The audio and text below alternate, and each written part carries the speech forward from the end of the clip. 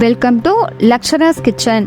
தயிர் சாதம், சாம்பார் சாதம், பருப்பு சாதம், வெரைட்டி ரைஸ் கூடலாம் சேர்த்து சாப்பிட்ற மாதிரியான அப்பள பொரியல் ரெசிபி தான் இன்றைக்கி நம்ம செய்ய போகிறோம்.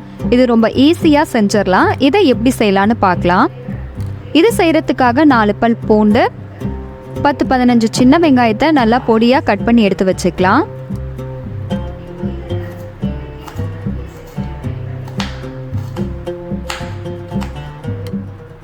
நமக்கு தேவையான அளவு அப்பளத்தை சின்ன சின்ன துண்டுகளாக கட் பண்ணி எடுத்து வச்சுக்கலாம்.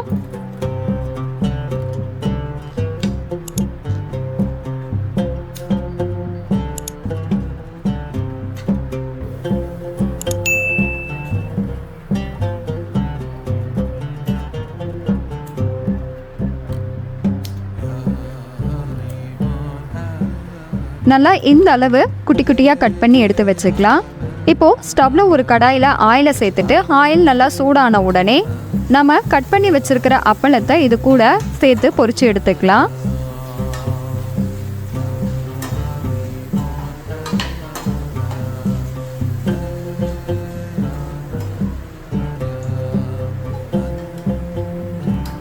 மீதி இருக்கிற அப்பளத்தையும் இதே மாதிரி பொரிச்சு எடுத்துக்கலாம்.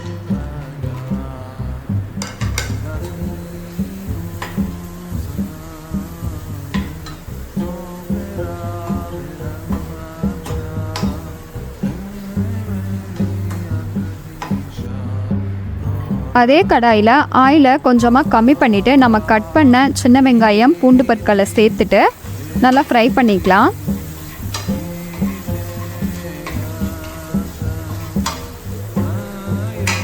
வெங்காயம் ஓரளவு வதங்கின உடனே இதில் ஒரு கொத்து அளவுக்கு கருவேப்பிலை இலைகளை சேர்த்துட்டு வரமிளகாயை ட்ரை ரோஸ்ட் பண்ணிவிட்டு கொரன்னு அரைச்சி இது கூட தேவைக்கு ஏற்ப சேர்த்துட்டு மிக்ஸ் பண்ணிக்கலாம்.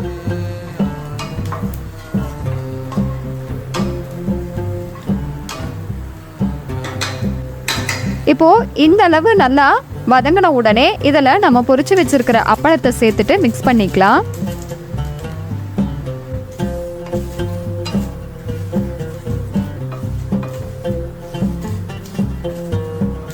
சூப்பரான டேஸ்ட்டில் அப்பள பொரியல் ரெடி. இதே மாதிரி நீங்களும் ட்ரை பண்ணி பாருங்கள். பிடிச்சிருந்தா லைக் பண்ணி, ஷேர் பண்ணி, கமெண்ட் பண்ணுங்கள். மறக்காமல் லக்ஷராஸ் கிச்சனை ஃபாலோ பண்ணுங்கள்.